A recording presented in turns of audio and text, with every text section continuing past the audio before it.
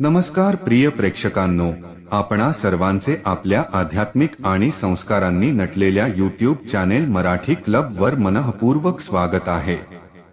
मित्रांनो, स्वप्नांची दुनिया जितकी आकर्षक असते तितकीच ती रहस्यमयही असते। अनेक वेळा अशी स्वप्ने पडतात की ती पाहिल्यानंतर मन घाबरते, लाज वाटते आणि भीतीही निर्माण होते।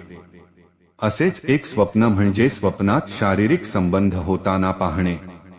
अशा प्रकारचे स्वप्न पडल्यावर व्यक्तीच्या मनात अनेक प्रश्न निर्माण होतात की हे स्वप्न पापाचे संकेत आहे का, याचा आपल्या जीवनावर काही वाईट परिणाम होईल का, की हे फक्त मनाची कल्पना आहे। आजच्या या व्हिडिओमध्ये आपण या विषयाला धार्मिक, आध्यात्मिक आणि मानसिक दृष्टिकोनातून समजून घेणार आहोत। मित्रांनो, सर्वप्रथम जर आपण मानसिक दृष्टिकोनातून पाहिले तर स्वप्न हे आपल्या अवचेतन मनाचे प्रतिबिंब असते। दिवसभर आपण जे विचारतो, अनुभवतो किंवा मनात दाबून ठेवतो, तीच सगळी भावना स्वप्नांच्या माध्यमातून व्यक्त होते। स्वप्नात शारीरिक संबंध दिसणे याचा अर्थ नेहमीच वासना किंवा चुकीची इच्छा असते असे नाही। अनेकदा ते भावनिक जवळीक, आपुलकी, प्रेमाची कमतरता, एकटेपणा किंवा कोणाशी तरी मानसिक पातळीवर जोडले जाण्याची इच्छा दर्शवते। त्यामुळे अशा स्वप्नांमुळे स्वतःला दोषी मानणे किंवा अपराधी भावनेत जगणे योग्य नाही। आता आपण धार्मिक आणि शास्त्रीय दृष्टिकोनातून पाहूया। आपल्या हिंदू धर्मग्रंथांमध्ये स्पष्ट सांगितले आहे की स्वप्नावस्थेत घडलेली कोणतीही कृती प्रत्यक्ष कर्म मानली जात नाही।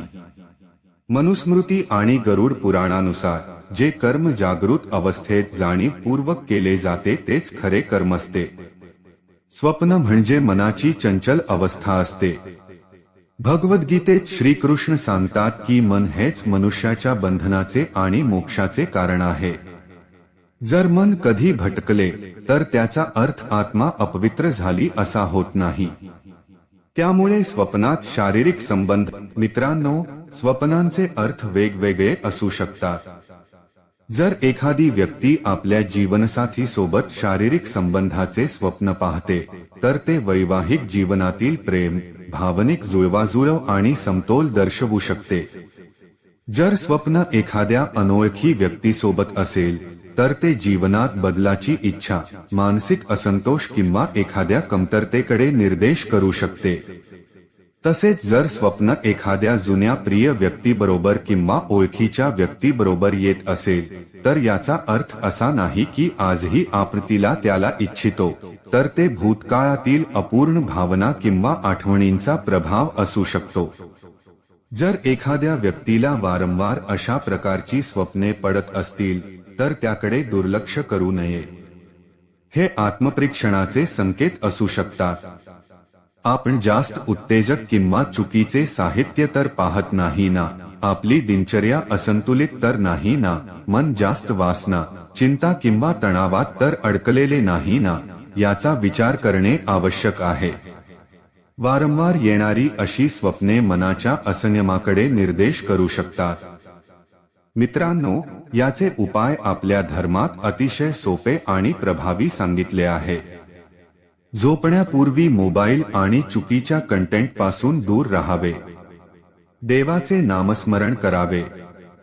हनुमान चालीसा, श्रीकृष्ण नामजप किंवा आपल्या इष्टदेवाचे ध्यान केल्याने मन शांत होते। सात्विक आहार, शुद्ध विचार आणि नियमित ध्यान प्राणायाम यामुळे मनाची चंचलता कमी होते। जेव्हा मन शुद्ध होते तेव्हा स्वप्नेही आपोआप शांत आणि सकारात्मक होतात। शेवटी एवढेच सांगू इच्छितो की स्वप्नात शारीरिक संबंध पाहणे हे ना पाप आहे, ना घाबरण्याची गोष्ट आहे।